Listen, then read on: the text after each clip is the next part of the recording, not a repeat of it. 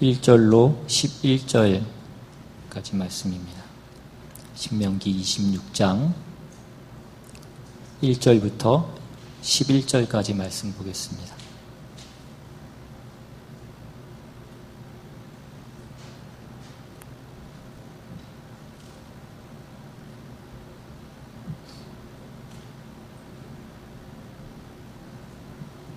찾으셨으면 제가 대표로 봉독하겠습니다.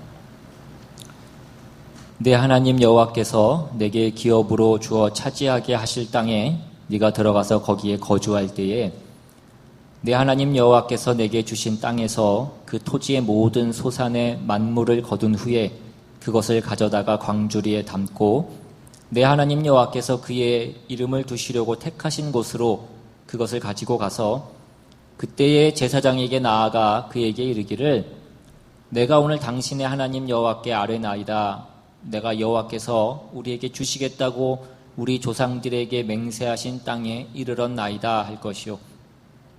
제사장은 내 손에서 그 광주리를 받아서 내 하나님 여호와의 제단 앞에 놓을 것이며 너는 또 내 하나님 여호와 앞에 아뢰기를 내 조상은 방랑하는 아람 사람으로서 애굽에 내려가 거기에서 소수로 거류하였더니 거기에서 크고 강하고 번성한 민족이 되었는데 애굽 사람이 우리를 학대하여 우리를 괴롭히며 우리에게 중노동을 시키므로 우리가 우리 조상의 하나님 여호와께 부르짖었더니 여호와께서 우리 음성을 들으시고 우리의 고통과 신고와 압제를 보시고 여호와께서 강한 손과 편팔과 큰 위엄과 이적과 기사로 우리를 애굽에서 인도하여 내시고 이곳으로 인도하사 이 땅 곧 젖과 꿀이 흐르는 땅을 주셨나이다.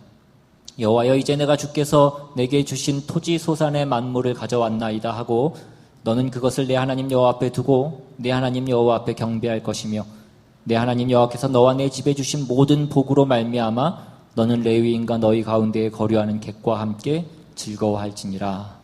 아멘. 요즘 그 한국 뉴스를 보니까 그 연일 계속되는 폭우로 인해서 많은 사람들이 그 삶의 터전을 잃고 또 많은 재산의 손해를 보고 어려움을 겪고 있는 그 기사들을 보았습니다. 이번 주에도 비가 계속된다라는 그런 기사들을 보았는데 보니까 이번에 내린 비가 무슨 115년 만에 이렇게 많은 비를 내리는 것이라고 그런 기사도 있는 것을 보았습니다.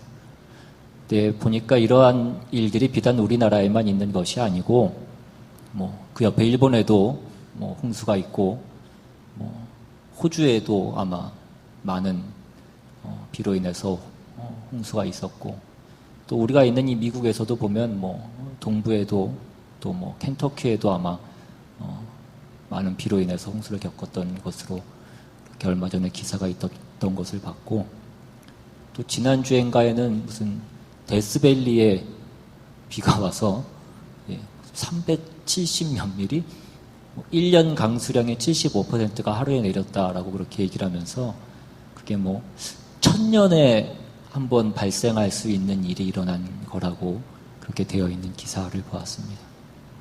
그런가 하면 유럽에서는 또 폭염으로 인해서 많은 사람들이 어려움을 겪고 있고 또 그로 인해서 목숨을 잃은 사람들도 있고 이런 모든 일들을 보면 다 기본이 100년 만에 있는 100몇십 년 만에 일어나는 그런 일들이라고 그렇게 얘기하는 것들을 보았습니다. 결국 이 모든 일들의 원인은 인간의 탐욕과 욕심으로 인하여서 이 지구를 우리가 우리의 편한 대로 사용을 하고 오용을 해서 그 결과로 나타난 어떤 그 지구 온난화로 인한 어떤 기후 변화, 그 기후 위기로 일어나는 그 모든 일들이라고 그렇게 다 입을 모아서 얘기를 합니다. 이 기후 변화의 위기에 대해서는 이미 한참 전부터 그러한 경고들이 있어 왔지만 많은 사람들이 당장 우리에게 닥친 어떤 일들이 아니라고 생각하기도 하고 혹자는 이것에 대해서도 음모론을 제기해서 원래 기후위기라는 것이 있지 않은데 만들어낸 얘기다라고 그렇게 얘기하기도 하고 그래서 애써 외면하고 또 우리가 살아왔는지도 모릅니다. 그러나 우리가 오늘날 일어나는 이런 모든 일들을 통해서 그 모든 어떤 기후 변화와 기후 위기가 우리에게 닥쳐진 사실이라는 것을 이제 우리는 더 이상 부인할 수 없는 어떤 그런 상황 가운데, 어떤 그런 자리 가운데 우리가 와 있는 것을 우리는 알 수 있습니다. 우리가 어떤 그 주장을 할 때에는 그 주장이 사실이라는 것을 증명하기 위해서는 그 주장을 뒷받침할 수 있는 어떤 증거가 필요합니다. 그 주장이 사실이라는 그 증거가 있을 때에 우리는 그 주장이 사실이라고 그렇게 확인을 하게 되는 것입니다. 말씀드린 대로 오늘날 일어나는 이런 모든 일들이 어떤 기후 변화와 기후 위기, 그 지구 온난화의 위험에 대해서 그 모든 주장에 대해서 그 사실을 뒷받침해주는 증거로서 제시되고 있는 바와 같이 모든 일에는, 모든 주장에는 그것을 뒷받침하는 증거가 필요한 것입니다. 오늘 이 자리에 나와 있는 저와 여러분은 다 하나님의 자녀라고 그렇게 얘기를 하고 우리는 하나님의 은혜로 구원을 받았다라고 그렇게 얘기를 합니다. 그렇다면 우리가 하나님의 자녀가 되었고 우리가 하나님의 은혜로 구원을 받았다라고 하는 그 사실에 대한, 그 주장에 대한 그 증거는 무엇이냐 하는 것입니다.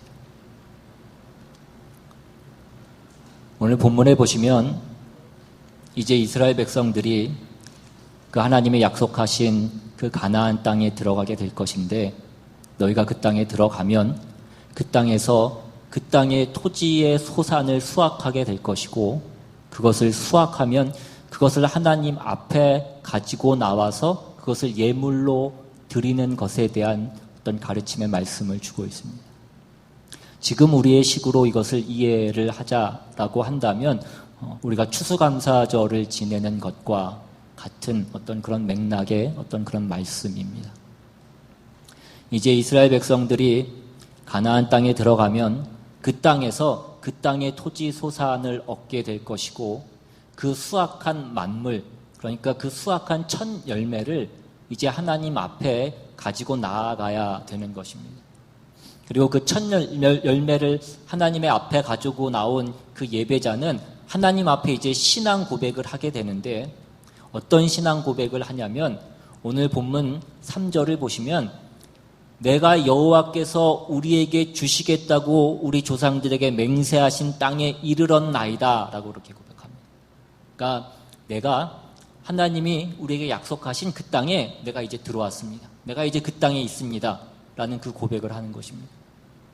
그리고 이어지는 그 내용을 보면 그들이 이 땅에 오기까지의 어떤 그 모든 역사, 그들의 그 어떤 하나님이 그들에게 베풀어 주신 어떤 그 구원의 역사를 요약해서 그렇게 하나님 앞에 신앙 고백을 하는 것을 보게 됩니다. 5절에 보시면 그 5절에는 창세기의 구원사가 나옵니다. 그리고 6절부터 8절의 내용은 그들이 출애굽한 그 역사가 간단하게 요약되어져서 그렇게 증거되고 있습니다. 그렇게 해서 이제 9절로 가면 하나님께서 이 모든 구원의 역사를 통하여서 하나님이 우리를 이곳으로 인도하사 이 땅, 곧 젖과 꿀이 흐르는 땅을 주셨나이다 라고 그렇게 고백을 합니다. 그리고 나서 이제 이어지는 10절을 보시면 여호와여 이제 내가 주께서 내게 주신 토지 소산의 만물을 가져왔나이다 하고 너는 그것을 내 하나님 여호와 앞에 두고 내 하나님 여호와 앞에 경배할 것이며 라고 그렇게 말씀하고 있는 것입니다.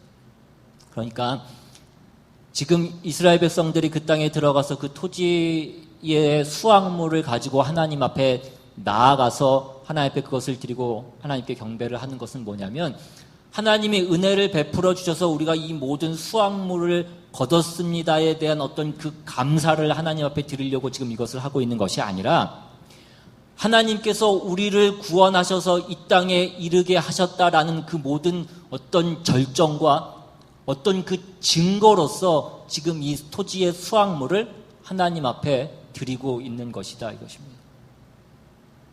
그러니까 내가 지금 하나님의 약속하신 이 약속의 땅에 들어왔습니다.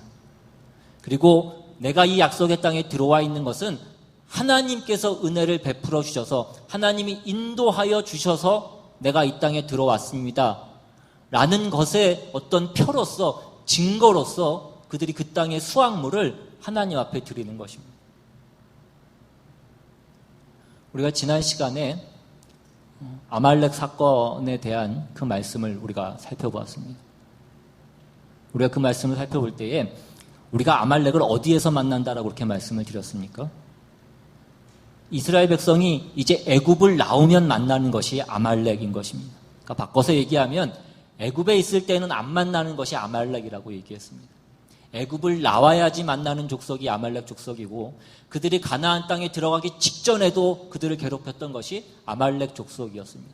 그러니까 아말렉 족속은 그들이 애굽을 나와서 가나안에 들어가기까지 어디에나 있는 것이 아말렉 족속이라고 얘기를 했고, 그래서 그들이 아말렉을 만난다라는 것은 바꿔서 얘기하면 그들이 애굽을 나왔다라는 것을 의미하는 것이기도 하다라는 그런 말씀을 드렸습니다. 그 아말렉이 의미하는 것이 영적인 의미로 어떤 것이라고 말씀을 드렸었습니까? 그 아말렉은 우리의 육체를 얘기하는 것이고 우리의 옛 사람을 의미하는 것이라고 그렇게 얘기했습니다. 우리의 죄된 본성이고 어떤 세상의 원리고 그런 것을 상징하는 것이 바로 아말렉인 것입니다. 그러니까 애굽을 나오면, 즉 우리가 구원을 받고 하나님의 사람으로 거듭나면 제일 먼저 우리를 방해하고 우리를 가로막는 것이 바로 무엇이냐면 아말렉인데, 그것이 바로 우리의 옛 사람이고 우리의 육체라는 것입니다. 그래서 우리가 성령을 쫓고 우리가 하나님을 쫓기 위해서는, 우리가 그 약속의 땅에 들어가기 위해서는 그 옛 사람과 그 세상과 싸워야 되고 그것을 멸해야 된다라고 그렇게 얘기했습니다. 그러니까 아말렉을 만나는 것이, 우리가 그 싸움이 우리의 삶 가운데 있는 것이 우리가 애굽을 나온 증거이기도 한 것입니다. 마찬가지로 오늘 본문 26장에서 그 땅에 들어가면 너희가 그 땅에서 나온 그 땅의 수확물을 하나님께 바치라 라는 그 얘기가 나오고 있는 것은 무엇이냐면, 너희가 애굽을 나와서 너희가 가나안 땅에 들어갔으면 마땅히 그 땅에서 수확한 것이 있어야 된다라는 그 말씀을 하고 있는 것이기도 한 것입니다. 그러니까 그 땅에 들어가는 것이 그냥 끝은 아니라는 것입니다. 그 땅을 경작해서 그 땅에서 수확한 그 수확물이 있어야 된다는 것입니다. 우리가 옛사람을 벗어 던지면 그것으로 끝이 아니라는 것입니다.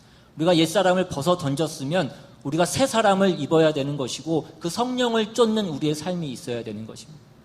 그러니까 죄 짓지 않으면 그것으로 다가 아니라는 것입니다. 나 죄 안 지었습니다. 그것으로 끝이 아니라 이것입니다. 죄를 안 짓는 것은, 우리가 육체를 쫓지 않는 것은 우리가 성령을 쫓기 위한 것이고, 그러니까 우리가 내가 육체를 쫓지 않지만 그러나 내가 성령도 쫓지 않습니다라고 하는 어떤 그 중간지대에 우리가 머무를 수 없다고요. 우리는 둘 중에 하나를 선택하게 되어 있습니다. 육체도 아니고 성령도 아니고 그 중간에 우리가 머물러 있을 수는 없다라는 것입니다. 그러니까 우리가 우리의 신앙을 점검할 때에 우리가 죄를 안 짓는 것은 거룩한 삶, 우리가 의와 진리의 거룩함으로 지으심을 받은 그 새 사람을 입기 위해서 우리가 그 옛사람을 버리는 것이지, 우리가 옛사람을 벗어 던지고 새 사람은 입지 않고 마치 허물벗은 뱀처럼 그렇게 우리가 있을 수는 없다라는 것입니다. 네가 하나님의 명령에 순종해서 그 가나안 땅에 들어갔으면 거기에는 수확할 것이 있다 이것입니다. 너희가 그 수확할 것을 내놓지 않는 한, 그것을 네가 네 손에 갖고 있지 않는 한 너는 그 땅에 들어가지 않은 것과 마찬가지다라는 그 말씀을 하는 것이기도 한 것입니다. 그러니까 이러한 내용을 신약에서는 뭐라고 얘기하고 있냐면, 로마서 6장으로 한번 가보겠습니다. 로마서 6장으로 가셔서 6장 1절부터 한번 보시면 그런즉 우리가 무슨 말을 하리요? 은혜를 더하게 하려고 죄에 거하겠느냐? 그럴 수 없느니라. 죄에 대하여 죽은 우리가 어찌 그 가운데서 살리요? 무릇 그리스도 예수와 합하여 침례를 받은 우리는 그의 죽으심과 합하여 침례를 받은 줄을 알지 못하느냐? 그러므로 우리가 그의 죽으심과 합하여 침례를 받음으로 그와 함께 장사되었나니 이는 아버지의 영광으로 말미암아 그리스도를 죽은 자 가운데서 살리심과 같이 우리를 또한 새 생명 가운데서 행하게 하려 함이라. 우리는 자꾸 우리의 구원에 대해서 잘못 생각하고 오해하는 경우들이 많이 있는데, 우리가 우리의 구원에 대해서 오해하고 있는 것은 뭐냐면, 우리가 받은 어떤 구원이라고 하는 것은, 우리가 하나님의 자녀가 되는 어떤 그 신분상의 구원을 받은 것은 원칙적으로 얘기하자면 우리가 한 것은 아무것도 없는 것입니다. 하나님께서 예수 그리스도에게 우리의 죄를 전가하셔서 예수 그리스도가 우리의 죄를 짊어지시고 그 속죄 제물이 되셔서 우리를 대신해서 죽으신 것입니다.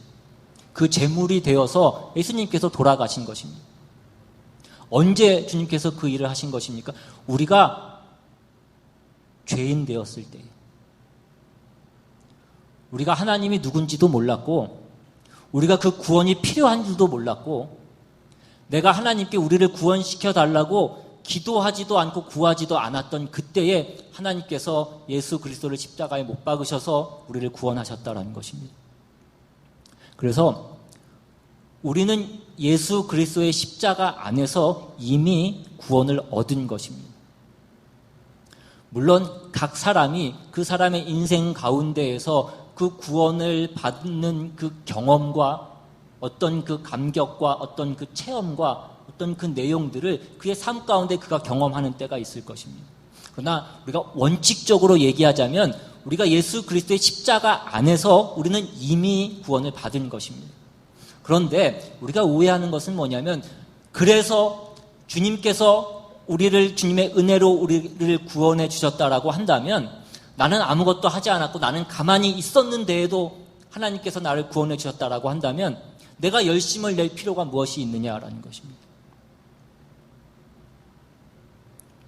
가만히 있어도 내 죄가 사해진 것이라고 한다면, 내가 아무것도 하지 않았는데도 내가 하나님의 자녀가 된 것이라고 한다면, 우리에게 조건과 자격이 있지 않았음에도 불구하고 하나님이 우리를 구원해 주신 것이라고 한다면 내가 왜 하나님의 자녀로서 열심히 살 필요가 있느냐라는 것입니다. 그 말씀이 우리가 지금 방금 본 그 로마서 6장 1절에 있는 그런즉 우리가 무슨 말을 하리요? 은혜를 더하게 하려고 죄에 거하겠느냐, 이 말씀입니다. 이 말씀을 출애굽 사건에 적용해서 우리가 다시 한번 살펴보면 이런 말씀인 것입니다. 하나님께서 이스라엘 백성들을 애굽에서 왜 꺼내셨습니까? 애굽에서 하나님께서 이스라엘 백성들을 꺼내실 때에 이스라엘 백성들이 바로 앞에 가서 시위를 하고 무슨 애굽과 전쟁을 하고 무슨 파업을 하고 그렇게 해서 그들이 출애굽을 하지 않았습니다. 하나님께서 모세를 바로에게 보내셔서 내 백성을 내보내라 라고 말씀하셨습니다.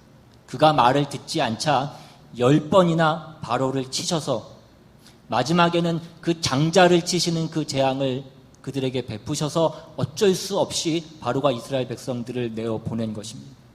그때 이스라엘 백성들이 무엇하고 있었습니까? 이스라엘 백성들은 그 일에 아무것도 한 것이 없습니다.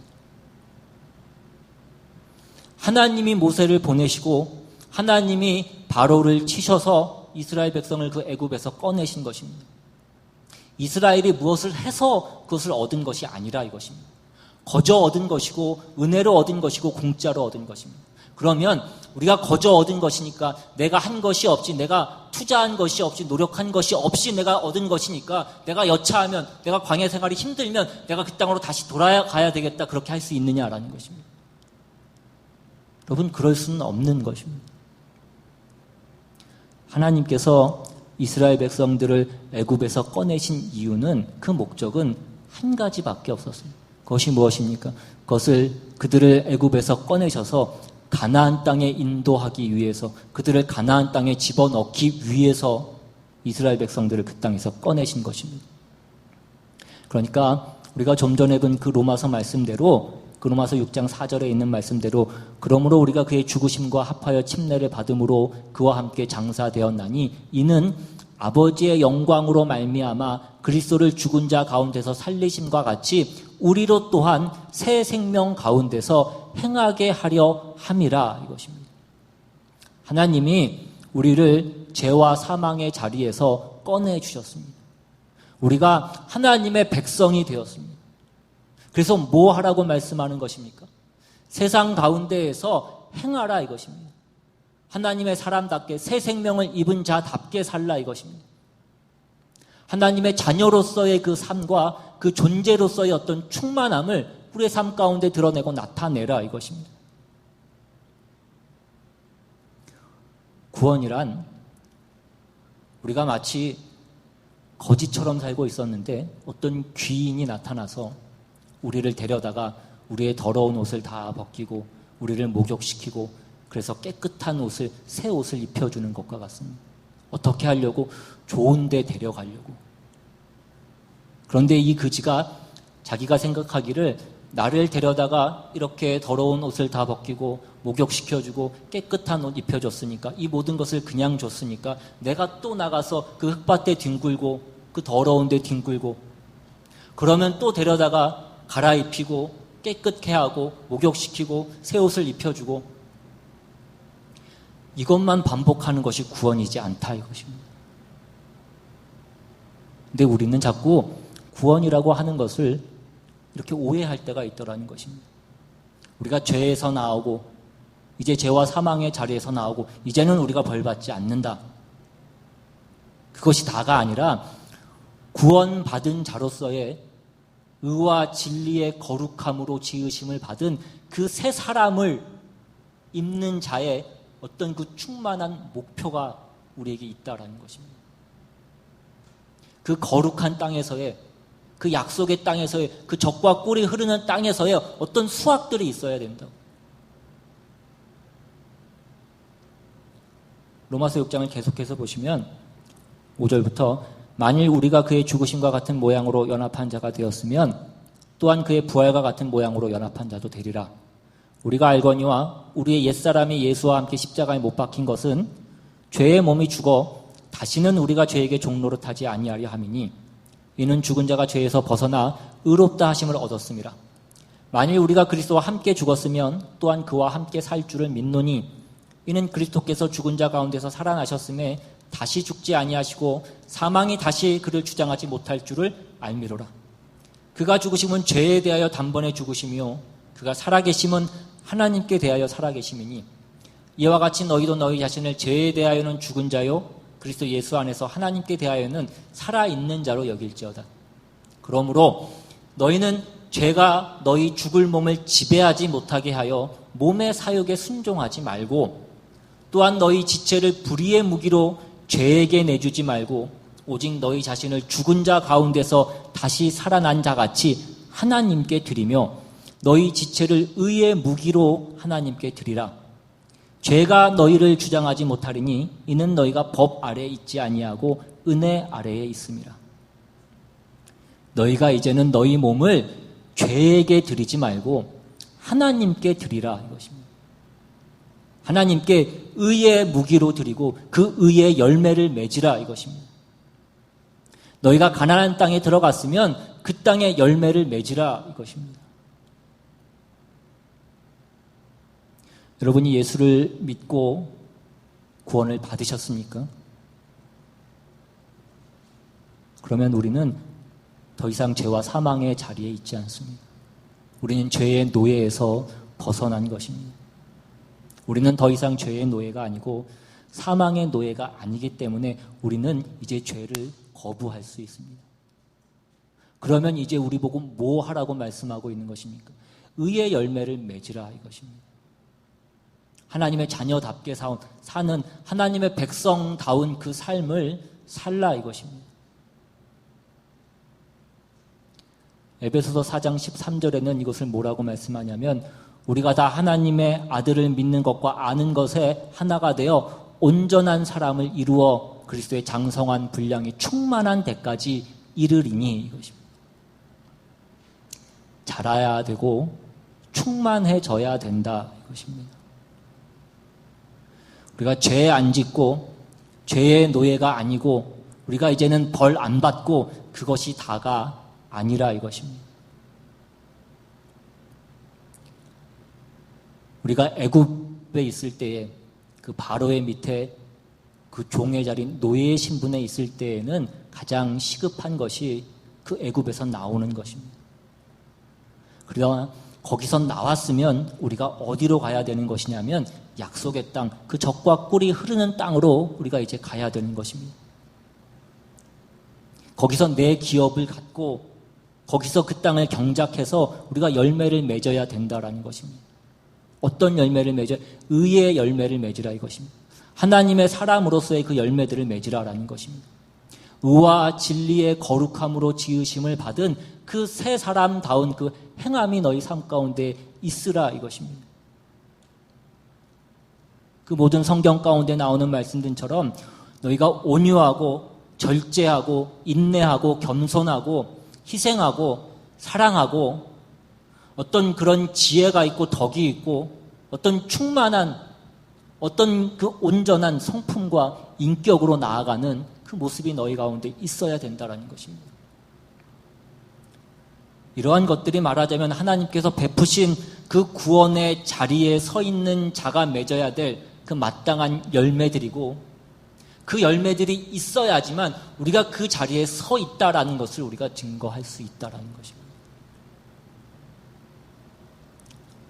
근데 우리 예수 믿는 사람들의 어떤 모습을 보면 우리의 많은 기도들을 보면 회개를 보면 전부 그러한 것들이 뭐냐면 내가 죄 지었습니다에 머물 때가 많이 있더라는 것입니다.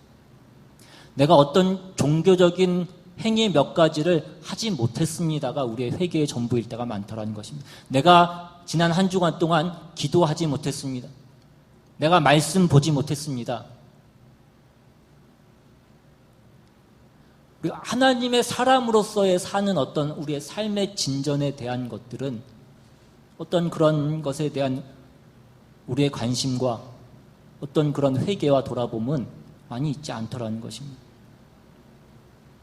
우리가 일주일 동안 우리가 일주일 내내 우리가 세상 가운데서 살고 우리가 다시 교회에 올 때까지 내가 성경 볼 틈이 없고 기도할 틈이 없고 내가 전도할 틈이 없었다라는 어떤 명분 있는 어떤 신앙적인 행위 몇 가지를 하지 못한 것이 우리의 회개의 전부고 그것이 하나님 앞에 우리는 늘 죄스럽게 생각되고 세상에서 내가 몰두하면서 살아오고 온 것에 대해서만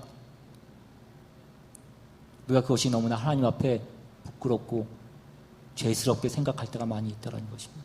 그러나 그렇지 않다 이것입니다.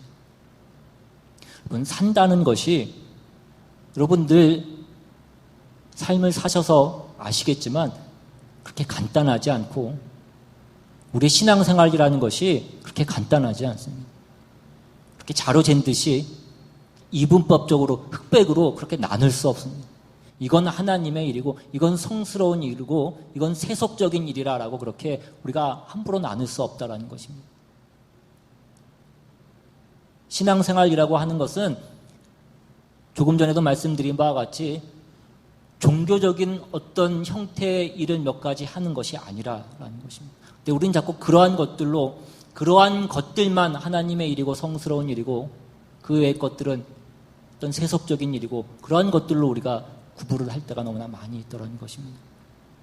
그것이 아니고 신앙이란 우리의 모든 힘과 우리의 모든 전력을 다하는 그 자리에서 그 일 가운데에서 우리가 하나님의 백성으로서 우리가 예수 믿는 사람으로서의 어떤 반응을 나타내는 것을 얘기하는 것입니다. 정직하고 성실하고 하나님을 믿는 사람으로서의 어떤 아량과 어떤 배려와 어떤 사랑과 긍휼과 그러한 것들을 갖고 사는 것입니다. 내가 사기를 치거나 내가 남의 것을 빼앗거나 내가 남을 짓밟고 내가 이 세상의 잠깐의 유익을 얻는 것을 우리가 마다하는 것입니다. 우리가 신앙이라고 하는 것은 우리가 세상에서의 어떤 우리의 현실적인 삶을 거부하는 것이 아니라 세상적인 삶을 거부하는 것을 얘기하는 것입니다.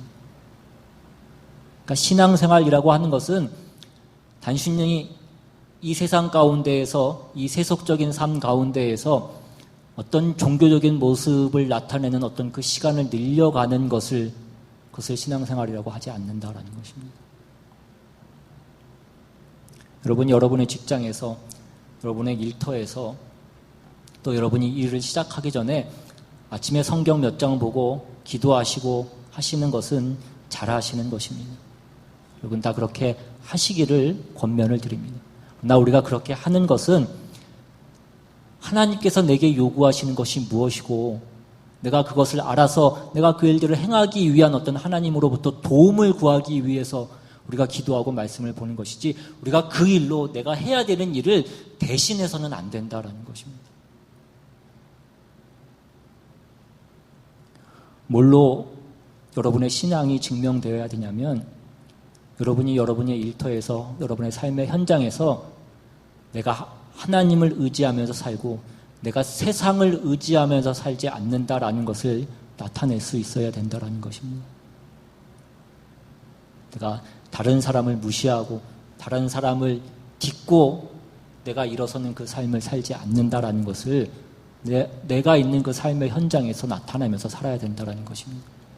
그러니까 내가 세상에서 일주일을 살고 주일날 교회에 와서 우리는 무엇을 확인해야 되냐면, 내가 이번 한 주일 동안 얼마나 신자답게 살지 못했고, 내가 신자답게 살기 위해서 애쓰고 노력했는데 어떤 부분에서 내가 또 실패했고 넘어졌고 하마터면 내가 시험에 들 뻔했고 포기할 뻔했는가, 그랬는데 주일이 돼서 내가 겨우 살아서 내가 또 하나님 앞에 나와서 내가 다시 한번 내 삶을 돌아보고 내가 새 힘을 얻는구나 라는 이러한 고백이 있어야지, 내가 일주일 동안 한 번도 내가 주님께 더 기도하지 못하고 더 말씀 보지 못했다, 내가 이것만으로 내 신앙을 고백하고 있다는 것은 내가 일주일 동안 내가 사는 그 삶의 현장에서, 삶의 자리에서 내가 얼마나 신자로서의 그 삶과 어떤 그 모양에 대해서 내가 생각하지 않고 갈등하지 않고 내가 고민하지 않았는가를 나타내는 어떤 하나의 증거이기도 하다라는 것입니다.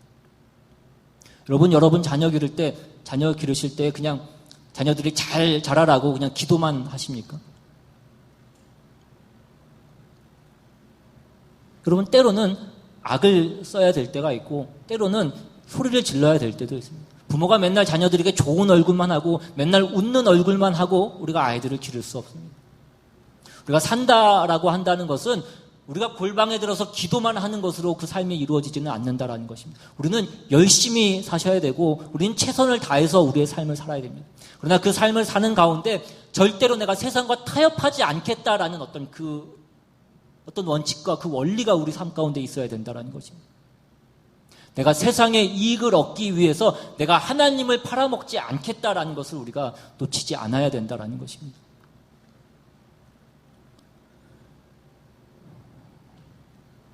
오늘 저와 여러분에게 주어진 그 모든 삶의 현장에서, 우리의 삶의 터전에서 우리는 하나님의 사람으로서 반응해야 된다라는 것입니다. 그리고 그 일은 우리가 그냥 맨날 웃으면서 맨날 좋은 얼굴로만 할 수 있는 것은 아니라는 것입니다. 때로는 악을 써야 되고 때로는 이를 악물고 어떤 그 일들을 해야 되는 것입니다. 내가 내 일을 악물고 내가 죄짓지 않고 내가 부패해지지 않고 내가 더러워지지 않는 것을 위해서 내가 이를 악물어야 될 때가 있습니다. 이것이 오늘 성경이 우리에게 말씀하고 있는 것입니다. 여러분이 지금 하나님의 사람으로 지금 내가 가나안에 서 있고 구원받아 예수 그리스도 안에 들어있는 그 수확물이 뭐냐 이것입니다. 여러분이 있는 곳이, 여러분이 선 곳이 가나안이라면 그 젖과 꿀이 흐르는 땅에 우리가 들어와 있는 것이라고 한다면 그 수확물이 무엇이냐, 그 수확물을 꺼내놔 봐라 이것입니다.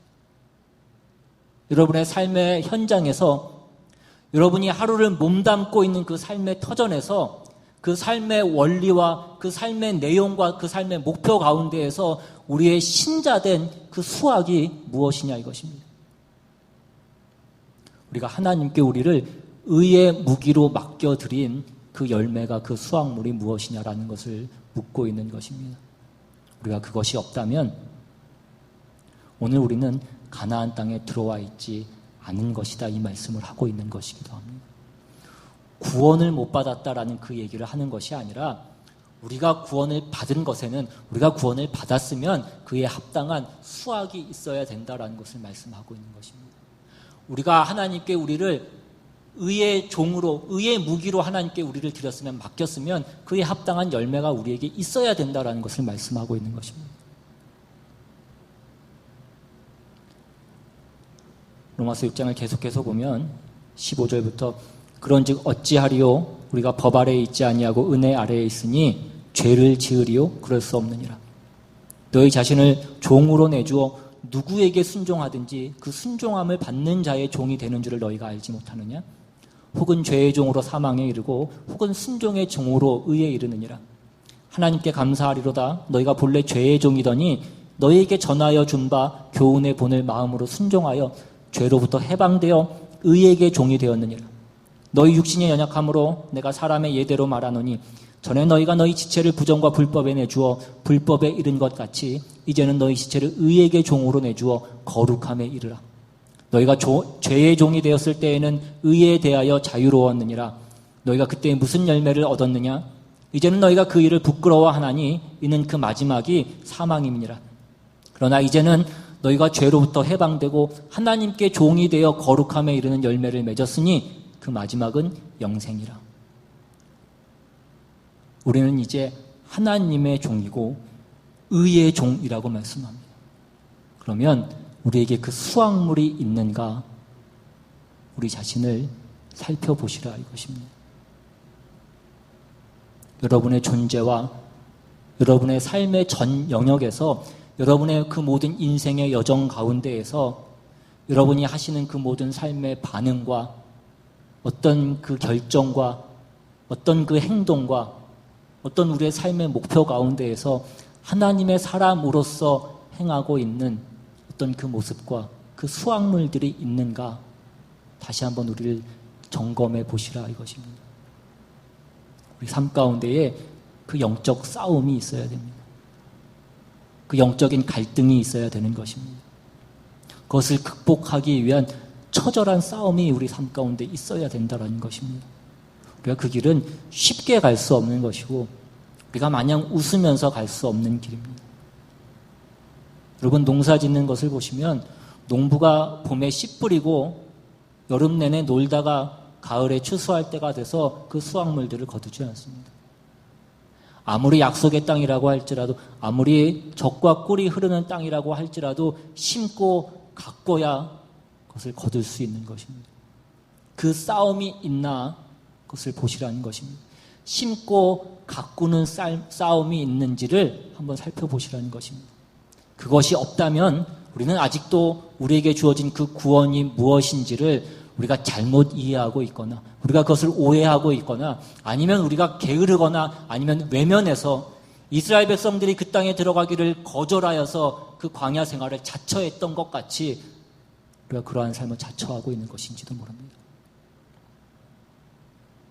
신앙생활이라고 하는 것은 죄가 우리를 주장하던 때에서 우리가 예수 그리스도의 십자가로 벗어나서 하나님의 백성이 된 자로서의 어떤 그 자녀된 내용과 어떤 그 모습과 어떤 그 성장과 어떤 그 열매를 우리가 마땅히 보여야 되는 것입니다. 그 책임이 있는 것이고 그 책임 있는 자리로 우리가 가는 것입니다. 오늘 이 말씀 잘 기억하셔서 여러분의 삶의 현장과 또 여러분의 삶의 전 존재 가운데에서 우리가 이 씨를 뿌리고 가꾸고 자라고 성장하는 그리고 거둠이 있는 그런 삶이 있는지 점검하시며 그 삶으로 나아가시는 그 싸움을 싸우며 나아가시는 저와 여러분 되시기를 주님의 이름으로 축원합니다. 우리 시간 같이 한번 찬양하고 한번 기도하기를 원합니다. 하나님이 우리의 삶 가운데에 열매를 원하십니다. 그 열매가 무엇인지를 우리 삶 가운데 맺어야 될 그 열매가 무엇인지를 다시 한번 점검해 보실 수 있기를 바랍니다.